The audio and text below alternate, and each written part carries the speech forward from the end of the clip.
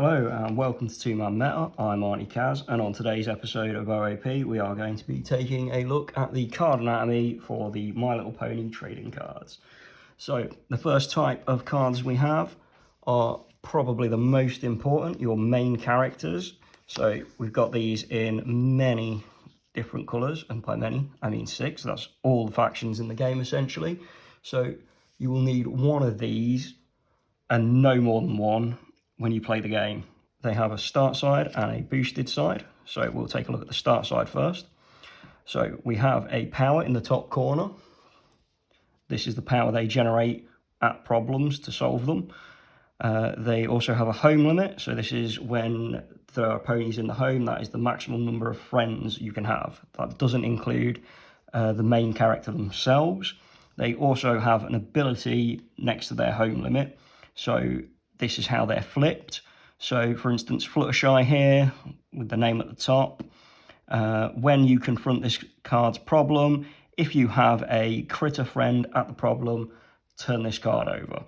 So once you have fulfilled those details, they also have a creature type essentially. So we've got Earth Ponies in green and Pegasus in a different shade of green, and essentially the yellow for the unicorns. So once these guys are flipped, they're on their boosted side. They will generate more power generally, or at least in the starter set they all do. The home limit often increases, so we've gone from 3 to 5. In this case, going to 4. So everything's the same, but they also have extra abilities now. So for instance, Pinkie Pie here has random, so that'll be covered in all the keywords. We'll go through all of those. So that is pretty much all you need to know when it comes to the main character cards. So we have problem cards. This is in a separate deck. So we have starting cards that say starting problem. So these are the starting problems. So at the beginning of the game, you have to pick one of these out of your deck to use. We also see the requirements. So in this case, you need 1 power of white and 1 power that is not white. So some of these problems have 2 colours. So this one's pink and white, for instance. We also have at the top here the score that you need for your opponent to solve them, so 4 of any. They also have a bonus, so the first time they're solved or when you win face-offs, you get the bonus points. And the last thing to note about these is sometimes they have card text here, so when a player confronts this problem, that player may draw a card. So there's nice little bonuses on some of them. Generally, the higher the points, the higher the cost. So that's problem cards that go in their own separate problem deck. So now moving on to the cards that will be in your main deck, your actual deck to play the game. So we got friends, and friends come in lots of different types. So let's start off by breaking this friend down so we know what we're looking at with the rest of them. So you've got a power that they generate to solve problems. They have a cost to enter play. They then have a friend type, so Pegasus in this case. And then a box where text goes for any abilities.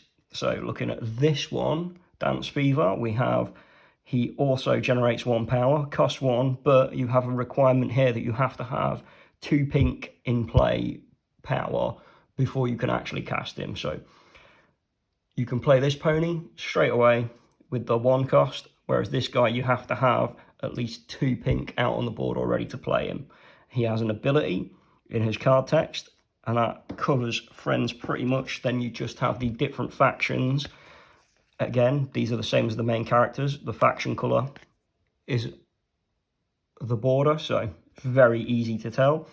We have different types of friends. This obviously affects certain event cards and ability cards. So, for instance, we have a dragon. Here we have an alicorn that is royalty as well. A unicorn, a Pegasus, an Earth Pony. So these are all pretty straightforward. That creature type is going to affect abilities and such. So for instance, on this main character on her boosted side, if you have one of your critter friends, so that would be a friend like this that has the critter type, then you can use that to, you know, score her a bonus, which is if you have a critter, you get +1 power. So friends are very straightforward. The one thing to note on these cards is when they're generating power, the cost is over here. I know a lot of people will be familiar with card games where the cost is up here, so it's a minor thing to get your head around that, but once you have, it's very straightforward. So here we've got 4 cost that requires 2 orange to be in play on your side of the board before you can start playing this character out. So they're all very straightforward, and they often have abilities. So when you play this card, your opponent discards a card at random. So all very, very straightforward.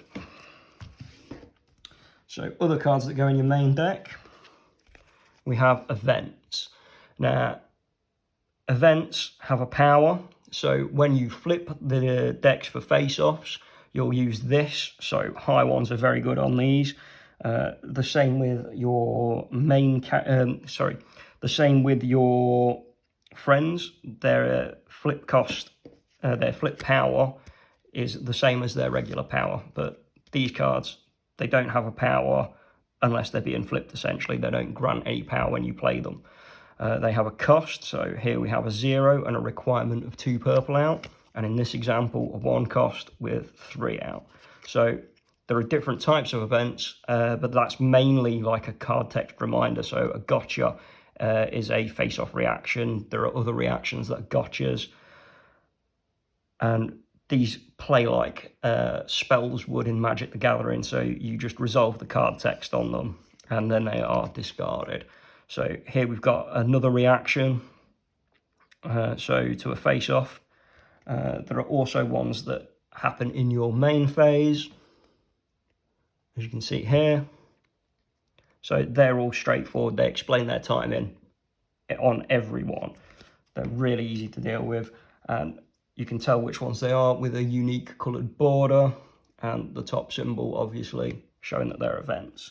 So the top corner shows everything you need to know about what card it is, but they're pretty straightforward because the borders explain them as well. So here we've got troublemakers that you will play out for slowing your opponent down because they have to confront them before they can solve problems, as you'll see later in the tutorial video. These guys have a power in the top corner as well that you use on face-off flips. It is also the power that they have to use when they are being confronted. So when you play out your ponies to confront them, you will need 4 plus whatever the flip is. And if you flip one of these guys, straightforward there. There are also points. So all of the troublemakers only cost 1 to play, and you play them face down. But they all have different amounts of points that they are worth if you confront them and succeed. So when you play these out, you're essentially offering up points to your opponent, but they have to confront them, which slows them down scoring problems. They have a character text on them, which says exactly what they do. So in this case, at the start of your opponent's troublemaker phase, they exhaust one of their characters. These are all very, very straightforward cards. So the only different type of troublemaker we have in the first set is a villain. So a villain is pretty much exactly the same as a troublemaker, except you can defeat your own troublemaker if it's a villain. So you have to confront them, but your opponent also has to confront them, so they stop either side from scoring. We also have resources. So resources are much like artifact cards in Magic the Gathering. You play them out and they tend to stay around. Again, we have costs and powers for when they are flipped. Resource condition, so it tells you what type it is. So play on a friend, it gets -2 power. And these stay in play. So you also have location types. So these generally get played at home. We haven't seen many of these. And it has an ability that happens in the main phase. So exhaust this. You may pay 1 action to reveal the top 3 cards of your deck. You may put 1 revealed event into your hand and all remaining cards on the top of your deck in any order. We also have reports that you play onto a problem.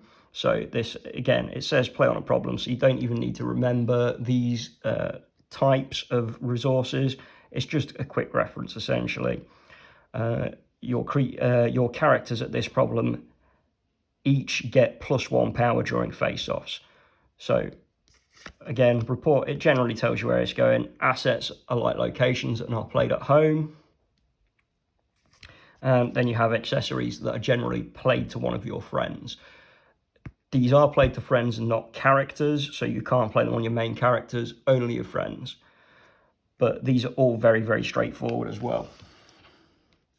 So that sums up all of the card types in this game. So the only thing left to break down on the card anatomy is simply the set and rarity value down here. So you've got C for common, U for uncommon, and R for rare. You also have subsets, so there's the foil set and the fixed set. So this is a fixed card from the starter set. So you have F1, and if we grab a parallel foil set, so this is from the parallel foil set, so you have ultra rare and the number 208 in the set. So that is all for this video. We'll be explaining the keywords in the next video to keep it all nice and clean and separate. So see you in the next video. If you enjoyed this episode of Two Man Meta, don't forget to like and subscribe to stay up to date as we release multiple episodes each week. If you would like to help support the channel, check out the links in the description below, as well as links to our social media pages. Thank you for watching. See you next episode.